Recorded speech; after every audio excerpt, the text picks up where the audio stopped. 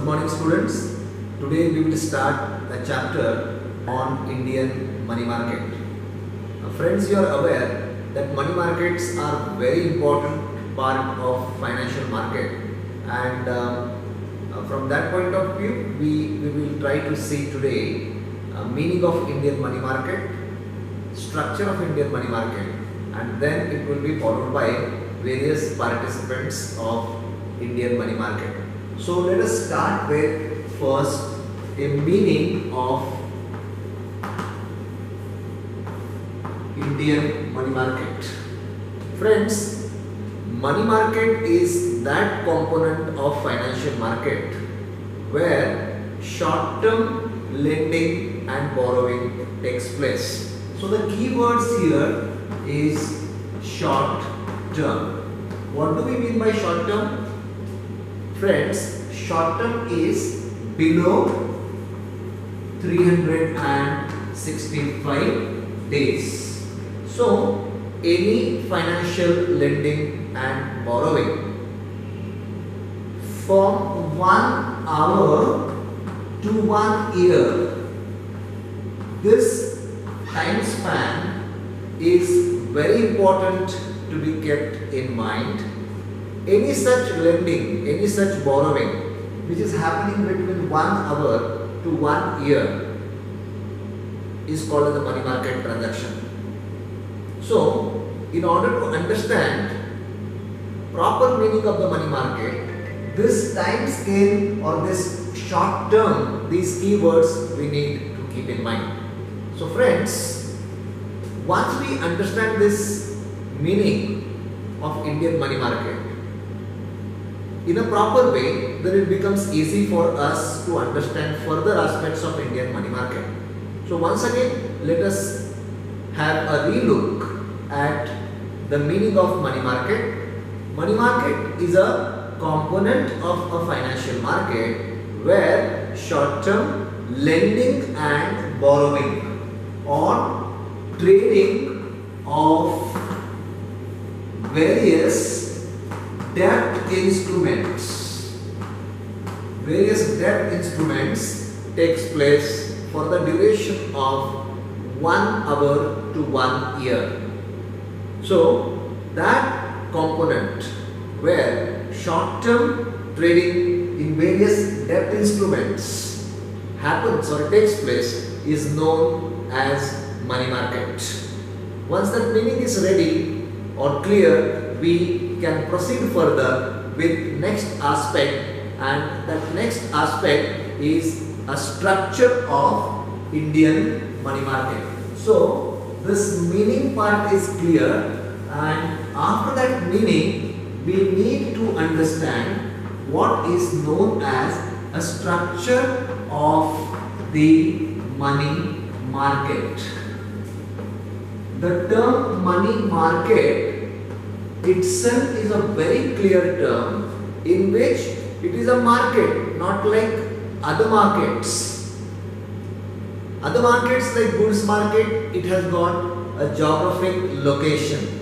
But money market is having no specific geographic location. It is found everywhere, wherever individuals, institutions are indulged in buying and selling of debt instruments, short-term instruments, money market mutual fund units, that facility can be called as a money market. Now moving forward, in order to understand this structure of Indian money market, we must know that this structure is broadly divided into two different categories, like organized money market and unorganized money market. What do we mean by organized money market and then unorganized money market? See, friends, organized money market is the component of money market which is a legal component of money market. By adopting same meaning, we can then say that unorganized segment of the money market is the illegal segment of the money market. I repeat, when I say organized money market is a legal money market, unorganized money market is a illegal money market. All such institutions which are recognized by the law are a part of organized money market, and all other such institutions and individuals which are not recognized by the law, they are part of unorganized money market. So let us try to understand the fundamental difference between the organized money market and unorganized money market. One aspect I told you, organized money market is a legal money market, unorganized money market is an illegal money market. Organized money market comprises of all such institutions which are backed by the law. Unorganized money market comprises all such individuals and institutions which are not supported by the law.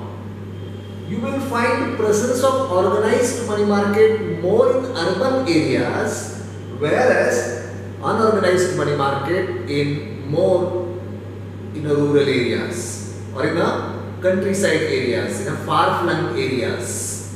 So let us try to understand the components in both, or the players in both the organized money market and the unorganized money market. Starting with the very important component of organized money market is the Reserve Bank of India. You know, RBI is a central bank in our country. It is highest monetary authority in our country. Being the head of financial institution, it governs the functioning of organized money market. So definitely, Reserve Bank of India is very much engaged in lending and borrowing in a money market. Followed by government. Government itself is a major lender and borrower in case of organized money market.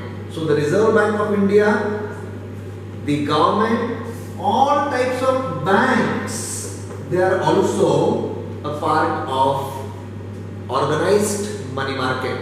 Scheduled commercial banks, cooperative banks, foreign banks, they definitely constitute a part of organized money market. Then various finance companies, they are also a part of organized money market, as they are engaged in accepting deposits, making loans for the period of less than 1 year. Then corporate borrowers, they are also part of organized money market. Various NBFIs, non-bank finance institutions, say housing finance institutions like HDFC for example, or LIC Housing Finance for example, they are also a very much part of the organized money market. And then apart from this, we have one very important, and that is Discount and Finance House of India. This is basically the intermediary in the money market which tries to work, or which works for the smooth functioning of Indian money market as far as organized segment is concerned. Once again, let us have a relook at various components of organized money market. RBI, that is the Reserve Bank of India, which is the highest authority as far as financial markets is concerned. Then government, then various banks, all types of banks, finance companies, non-bank finance institutions, Discount and Finance House of India, and then primary dealers, they are also a part of organized money market. So all these institutions, in the meaning part I told you, they are approved by the law, they are recognized by the law, they are having license to lend and borrow in a short term duration. Moving on to the organized money market.